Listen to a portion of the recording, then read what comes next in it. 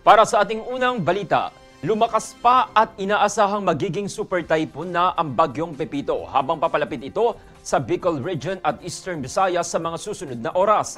Patuloy po sa pagbabanta ang bagyong Pepito sa Southern Luzon at silangang bahagi ng Visayas. Ayon po sa pinakahuling ulat ng Pag-asa, ang sentro ng mata ng bagyo ay matatagpuan sa layong 235 kilometers silangan po yan ng Katarman, Northern Samar. Ang bagyo ay may maximum sustained winds na umaabot sa 175 km per hour at may mga bugso ng hangin na umaabot naman sa 215 km per hour.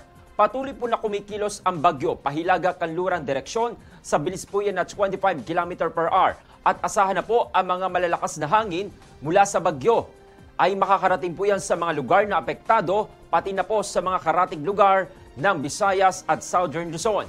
Ayon po sa Pag-asa, magdadala ang bagyong ito ng mapaminsalang hangin at matitinding buhos ng ulan na maaaring magdulot po yan ng mga malawakang pagbaha at pagguho ng lupa sa mga apektadong lugar. Inaasahan naman po na maglalandfall ang bagyo mamayang gabi sa bahagi po ng Catanduanes at patuloy na tatawid sa bahagi naman po ng Bicol Region at Eastern Visayas mula hapon hanggang bukas. Samantala, simula naman bukas, inaasahan din po ang epekto ng bagyo sa mga lugar tulad na lamang po ng Calabarzon o ibig sabihin kasama po dyan ang Cavite, Laguna, Batangas, Rizal and Quezon, Metro Manila at Central Luzon. Dadaan po ang gitna ng bagyo sa Northern Luzon at posibleng magtuloy-tuloy po yan hanggang lumabas ng teritoryo ng bansa sa linggo ng gabi. Dahil dito, nakataas po ang signal number 1 hanggang signal number 3 sa ilang lalawigan po sa Luzon at Visayas.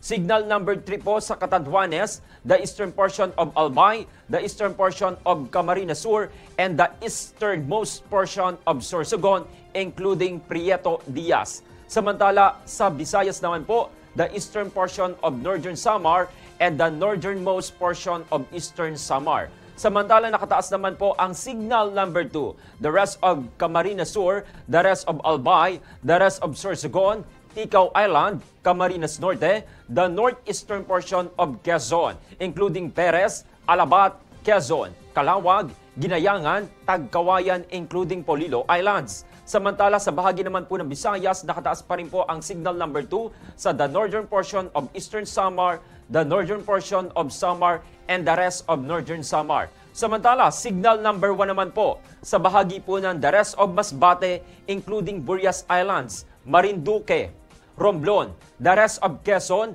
Laguna, Rizal, Cavite, Batangas, Metro Manila, Zambales, Bataan, Bulacan, Pampanga, Tarlac, Nueva Ecija, Aurora, Quirino, Nueva Vizcaya, Isabela, Mainland Cagayan, Pangasinan, La Union, Ilocos Sur, Ilocos Norte, Abra, Apayao, Kalinga, Mountain Province, Ifugao, and Benguet. Samantala, sa bahagi naman po ng Visayas, nakataas rin po ang signal number 1 sa the rest of Eastern Samar, the rest of Samar, Biliran, the northern and central portions of Leyte, the northern eastern portion of southern Leyte, the northernmost portion of Cebu, including Bantayan Islands, and the northernmost portion of Iloilo. Samantala, dito naman po sa bahagi ng Mindanao ay nakataas rin po ang signal number 1 sa the northern portion of Dinagat Islands. Ayon po sa Pag-asa, maaaring mamayang gabi o bukas maglandfall ang bagyo sa bahagi po yan ng Catanduanes. Inaasahan din po na lalapit ito sa Bicol at dadaan po yan sa Central Luzon hanggang lumabas po ng teritoryo ng ating bansa. Samantala, ang bagyong Opel naman po yan na nasa taas po ng ating bansa ay patuloy naman po na humina habang dahan-dahang kumikilos sa karagatang kanlurang bahagi ng Taiwan. Ayon po sa pinakahuling ulat naman ng Pag-asa, ang sentro po ng tropical storm na Opel ay matatagpuan naman sa layong 240 km hilagang kanlurang bahagi po ng Itbayat, Batanes. May lakas pa rin po ito ng hangin na umaabot naman sa 75 km per hour.